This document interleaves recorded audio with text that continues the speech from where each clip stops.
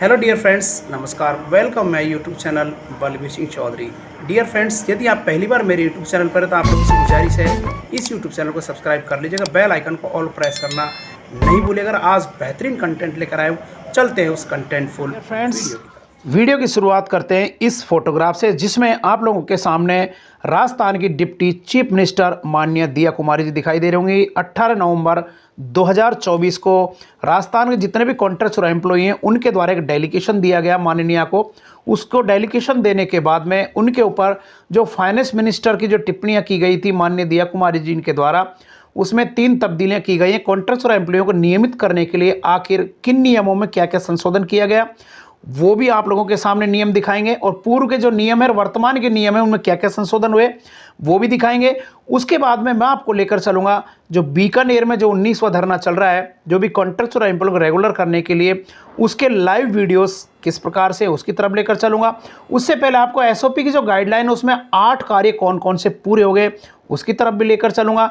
यदि आप पहली बार इस यूट्यूब चैनल में है तो आप लोगों से गुजारिश है चैनल को सब्सक्राइब कर लीजिएगा और बेल आइकन को ऑल पर प्रेस करना नहीं भूलेगा। और अंत वीडियो अच्छा लगे तो जरूर इसको लाइक करके अपने दोस्तों तक शेयर करना बिल्कुल नहीं भूलेगा, क्योंकि मैं आप लोगों को बार बार बता रहा हूं कि ये मेरा कमिटमेंट है कि किसी भी कॉन्ट्रैक्चुअल एम्प्लॉइयों को गवर्नमेंट के जो भी ऑर्डर रिलीज होते हैं उनसे आप लोगों को वंचित नहीं होना पड़ेगा, क्योंकि यही एक ऐसा यूट्यूब चैनल है जो जितने भी गवर्नमेंट के एम्प्लॉय हैं या कॉन्ट्रैक्चुअल एम्प्लॉय हैं सभी के लिए मील का पत्थर साबित हो रहा है। क्योंकि सीधा ये प्लेटफॉर्म आप लोगों की बातों को और सरकार के जितने भी आला अधिकारी हैं उन सभी के ऑर्डर्स को आप लोगों के सामने आपकी रीजनल लैंग्वेज में प्रस्तुत करता है। तो चलते हैं इंपॉर्टेंट वीडियो। डियर फ्रेंड्स, सबसे पहले जो नियम जारी हुए हैं उनके यहाँ पर देख लीजिएगा किस प्रकार से जो जितने भी प्रिंट मीडिया उसने यहाँ पर सुर्खियों में रखा है कि संविदा कर्मियों की नियमित जो रेगुलर होने के लिए नियुक्तियों का जो रास्ता है वो साफ हुआ है। किस हिसाब से हुआ है यहाँ पर देख लीजिएगा,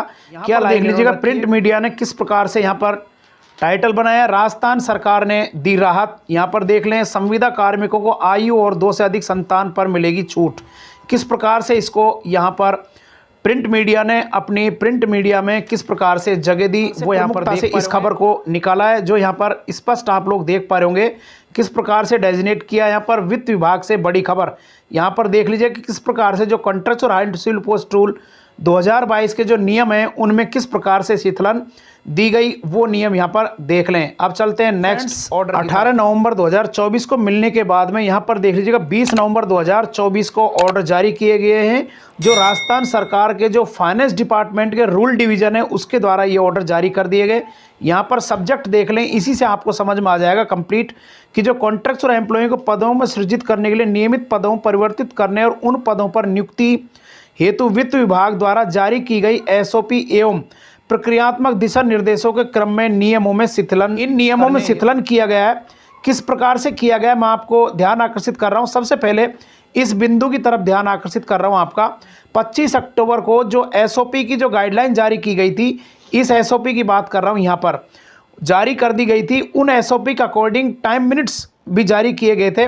उन टाइम मिनट्स की तरफ मैं आपका ध्यान फ्रेंड्स यहाँ पर जो आप लोग देख पा रहे होंगे स्क्रीन पर, ये टाइम मिनट्स है एसओपी के संबंधित जो एसओपी जारी की गई थी 25 अक्टूबर को, उससे संबंधित दिशा निर्देश यहाँ पर दिए गए हैं जो आप लोग स्क्रीन पर देख पा रहे होंगे। अब चलते हैं महत्वपूर्ण की तरफ ले आया हूँ। यहाँ पर 25 अक्टूबर का आप लोगों ने देख लिया। 1 अक्टूबर के बाद में यहाँ पर फर्स्ट और सेकंड ऑर्डर की तरफ आपका ध्यान आकर्षित कर रहा हूँ। इसमें जो महत्वपूर्ण बिंदु वो देख लीजिएगा, ऊपरी आयु सीमा में शिथिलन बिंदु में स्पष्ट लिखा हुआ है, यहाँ पर देख लीजिएगा, यानी नियम 9 की उपनियम 2 यहाँ पर देखिएगा। इस जगह आपका ध्यान आकर्षित कर रहा हूँ, इस जगह। और 1 जून 2002 के पश्चात 2 से अधिक संतानों के शिथिलन कौन से नियम के अंतर्गत? Rajasthan contractual housing post rule 2022 के अंतर्गत। उस नियम में क्या है उसकी तरफ ध्यान आकर्षित कर रहा हूँ आप लोगों का 9 के उप बिंदु 2 की तरफ। ये राजस्थान सरकार कार्मिक का ग्रुप के विभाग के जो ऑर्डर हैं जो यहाँ पर 11 जनवरी 2022 को जारी किए गए थे, ये यहाँ पर अधिसूचना है इसकी। इसका नियम नंबर 9/2 की तरफ मैं आपका ध्यान आकर्षित करना चाह रहा हूँ। देख लीजिएगा, वीडियो को आपको स्किप नहीं करना, अन्यथा आपके ये नियम समझ में नहीं आएंगे। यहाँ पर नियम नंबर 9 की बात नंबर 9 का उपबिंदु 2 इस जगह पर यहाँ देख लीजिएगा, नियम नंबर 2 का उपबिंदु। इसमें जो स्पष्ट कहा गया है कि कोई भी व्यक्ति जिनके 1 जून 2002 या उसके पश्चात 2 से अधिक संतान हो नियमों के अधीन नियुक्ति के लिए पात्र नहीं होगा। जबकि 25 हाल ही में जो जारी किया गया 20 नवंबर को जो आदेश जारी किए गए 2024 को, उसमें इनको शिथिलन प्रदान कर दी गई है। अब चलते हैं महत्वपूर्ण ऑर्डर की तरफ, बने रहे। मैं यहाँ पर देख लीजिएगा, इस 3 नंबर की बात कर रहा हूँ। इसमें भी स्पष्ट लिखा, जिन कार्मिकों को Rajasthan control civil post rule 2022 में नियम 10, यहाँ पर देख लीजिएगा स्पष्ट नियम 10 लिखा है, ये नियम 10 यहाँ पर गलत लिखा गया है, जबकि नियम कौन सा होना चाहिए था, नियम नंबर 8 की यदि हम बात करेंगे तो नियम नंबर 8 में स्पष्ट लिखा है कि जिनके चरित्र प्रमाण पत्र और स्वास्थ्य प्रमाण पत्र की छूट प्रदान करने के लिए शिथिलन प्रदान की गई थी, वो कार्मिकों को प्रमाण पत्र प्रस्तुत करने की शिथिलन प्रदान की जाती है। ये नियम जो 11 जनवरी 2022 को जारी किए गए थे, उनकी तरफ ध्यान आकर्षित कर रहा हूँ। आखिर कौन से बिंदु में लिखा गया है, जो यहाँ पर 10 बिंदु लिखा गया है ये गलत है, यहाँ पर 8 नंबर बिंदु आना चाहिए। ये क्लेरिकल मिस्टेक रही है इन ऑर्डरों के अंतर्गत। ये रीजनल लैंग्वेज में प्रस्तुत किए जा रहे हैं छानबीन करने के बाद इन ऑर्डरों पर। अब चलते हैं इसी महत्वपूर्ण 11 जनवरी 22 के जो Rajasthan control civil post rule 2022 जारी किए गए थे, उनके आदेश जारी किए गए थे, उनकी तरफ लेकर आया हूँ। यहाँ पर देख लीजिएगा 8 नंबर का बिंदु की तरफ मैं आपको ध्यान आकर्षित करने के लिए लेकर चल रहा हूँ। यहाँ देख लीजिएगा बिंदु देख लें स्पष्ट, यानी चिकित्सा प्रमाण पत्र और चरित्र प्रमाण पत्र पेश किया जाना है नियमों के अधीन रखते हुए कार्मिक कार्यभार करने से पूर्व नियुक्त अधिकारी द्वारा विनिर्दिष्ट उपयुक्त चिकित्सा प्रमाण पत्र प्रस्तुत करेगा। जबकि यहाँ नियम नंबर 10 की स्पष्ट बातें की गई थी। 10 नियम बिंदु आपको दिखा देता हूँ, आरक्षण से रिलेटेड है। इसमें कहीं पर भी इस प्रकार के छूट प्रदान करने की स्वास्थ्य प्रमाण पत्र से रिलेटेड कहीं भी इसमें नहीं कहा गया है। अतः वहाँ क्लेरिकल मिस्टेक रही है, तो वहाँ पर बिंदु नंबर कितना आएगा डियर फ्रेंड्स, 8 नंबर का बिंदु उस नियम में संशोधन किया गया है, वो यहाँ पर करेक्शन योग्य है, जो अभी हाल ही में 20 नवंबर को जो जारी किए गए देवाशीष प्रविष्टि के द्वारा शासन सचिव वित्त विभाग बजट के द्वारा उन नियमों में।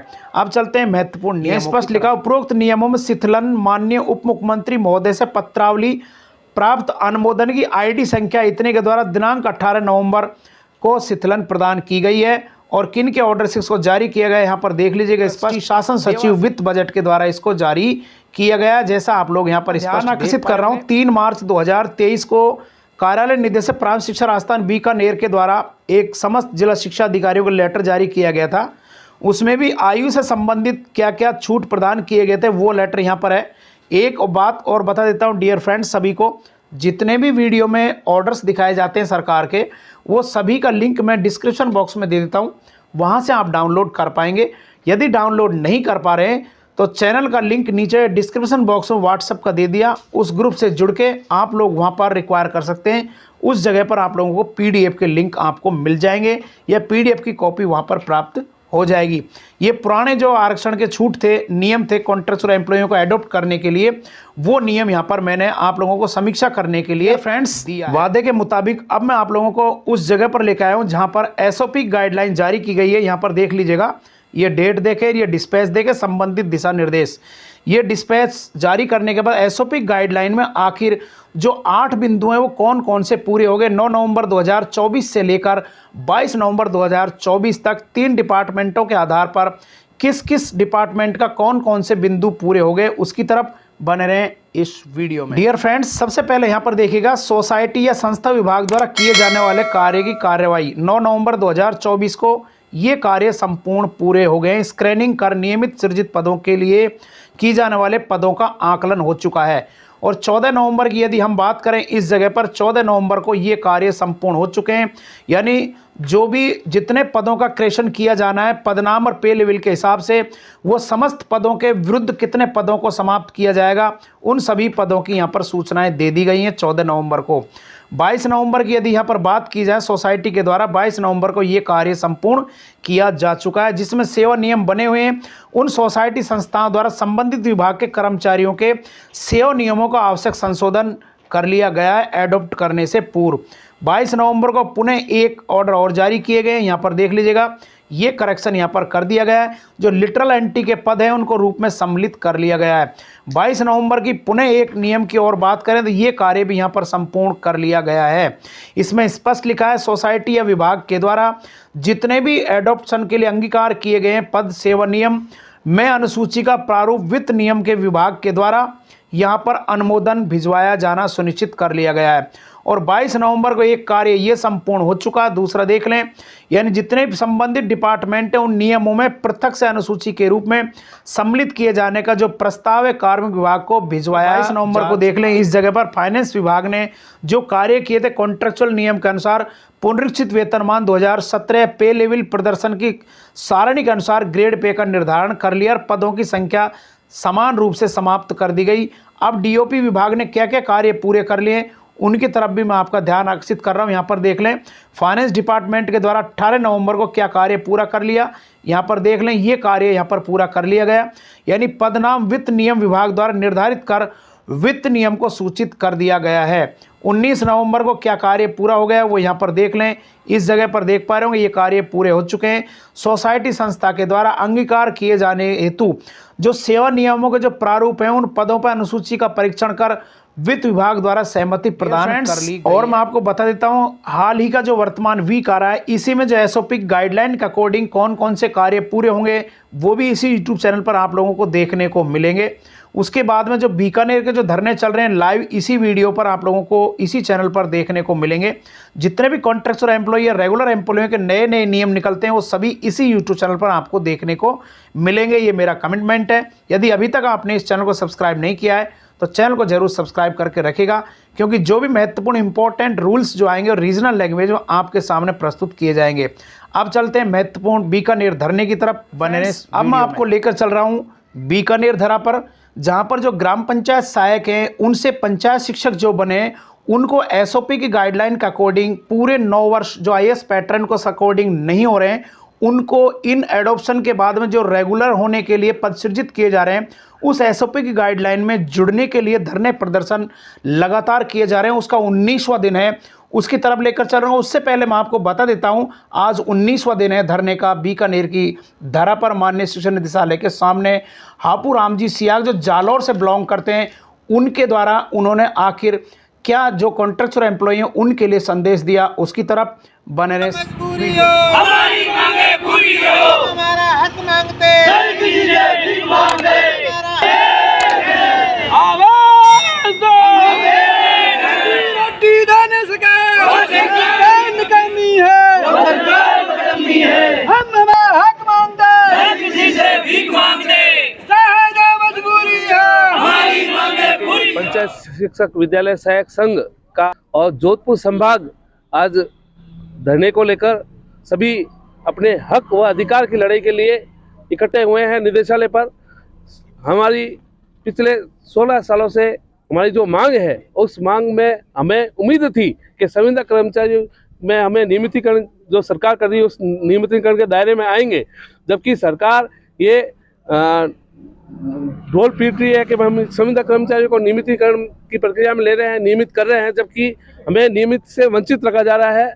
और पंचायत शिक्षक विद्यालय सहायक अनुभव गणना पूर्ण होते हुए भी हमें नियमितकरण से दूर रख रहे हैं। हमारी मांग यही है कि हमारा पद सृजन किया जाए पंचायत शिक्षक विद्यालय सहायक का और प्रपोजल बनाकर डिपार्टमेंट में भेजा जाए और हमें नियमितीकरण के दायरे में लिया जाए। तरुण चितारा जिला लगातार 19वें दिन धरना जारी है और इसी संघर्ष की कड़ी को आगे बढ़ाकर आपने देखा, बड़ी खुशी की बात है कि कल अपने कुछ भाइयों के लिए बड़ी खुशखबरी थी। बहुत ही अच्छी बात है, जिनके दिमाग में कई चीज़ें चल रही थी क्या होगा क्या नहीं होगा, लेकिन उनके प्रति भी बड़ी खुशी की बात है। और आप सभी भाइयों से निवेदन है कि आप संघर्ष की इस कड़ी में जो रणभेरी बज चुकी है, इस कड़ी में जहाँ भी आपको संघर्ष दिखता है उस संघर्ष सीएम साहब जा रहे हैं, जहाँ मुख्यमंत्री जी जा रहे हैं, आप बखूबी अपनी व्यथा उनको सुनाइए और कहिए कि आप 9 साल वाले को नियमित कर रहे हो तो हमारे साथ में धोखा क्यों। आप 9 साल दे रहे हो, हम आपको 12 साल या 15 साल दे रहे हैं, फिर भी हमारे साथ में इस प्रकार का भाइयों को ये धरती पुकार रही है। और आप सभी पधारे और इस संघर्ष में भाग ले, आपका बेड़ा पार हो जाएगा, आपको कोई रोकने वाला नहीं है। जय हिंद, जय संघर्ष। डियर फ्रेंड्स, आज के लिए बस इतना ही। आज का वीडियो यदि आपको अच्छा लगा हो जरूर चैनल को सब्सक्राइब कीजिएगा। वीडियो अच्छा लगा हो तो लाइक करके अपने दोस्तों तक शेयर करना नहीं भूलिएगा। फिर मिलते हैं एक महत्वपूर्ण कंटेंट के साथ, तब तक अपने स्वास्थ्य का ख्याल रखिएगा। Thanks dear friends.